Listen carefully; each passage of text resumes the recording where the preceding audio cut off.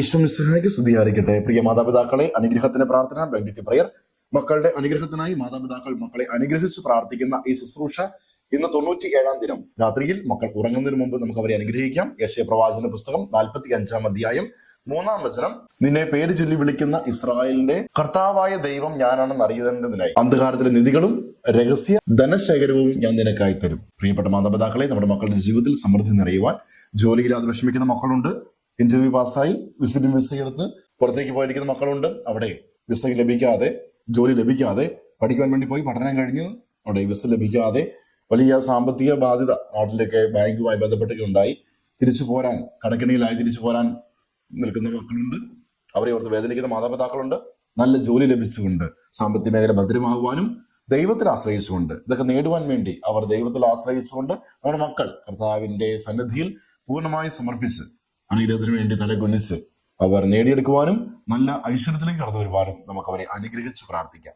യെശയ്യാ 45:3 നിന്നെ പേര് ചൊല്ലി വിളിക്കുന്ന ഇസ്രായേലിന്റെ കർത്താവായ ദൈവം ഞാനാണെന്ന് നീ അറിയേണ്ടതിന് അന്ധകാരത്തിലെ നിധികളും രഹസ്യ ധനശേഖരവും ഞാൻ നിനക്ക് തരും. കർത്താവായ ഈശോയെ, ഞങ്ങളുടെ മക്കളുടെ സാമ്പത്തിക ഐശ്വര്യ മേഖലയിൽ അവിടുന്ന് പ്രത്യേകമായി ഇടപെടണമേ. ജോലി ലഭിക്കാതെ വളരെയേറെ ബുദ്ധിമുട്ടും ത്യാഗവും സഹിച്ച് പഠിച്ച് കർത്താവ് വിദേശത്ത് പോയിരിക്കുന്ന മക്കളെ സമർപ്പിക്കുന്നു.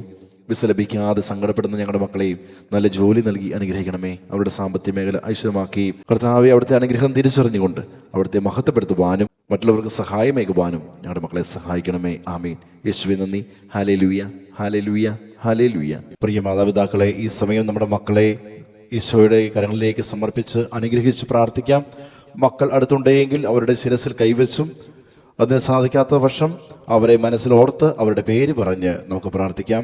ഈശോയെ, അവിടുന്ന് ദാനമായി നൽകിയ ഞങ്ങളുടെ മക്കളെ അവിടുത്തെ തിരുഹൃദയത്തിലേക്ക് സമർപ്പിക്കുന്നു.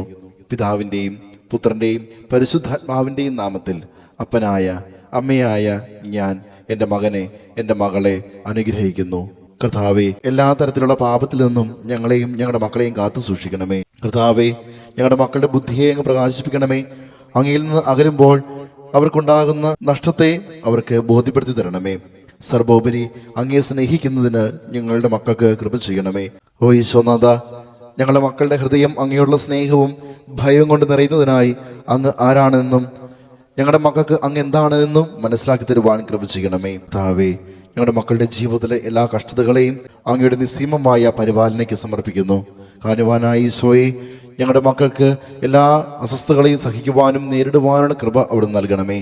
അങ്ങനെ മക്കളെല്ലാവരും അങ്ങയെ എപ്പോഴും സ്തുതിക്കുവാനും മഹത്വപ്പെടുത്തുവാനും ഇടയാകട്ടെ. ആമീൻ.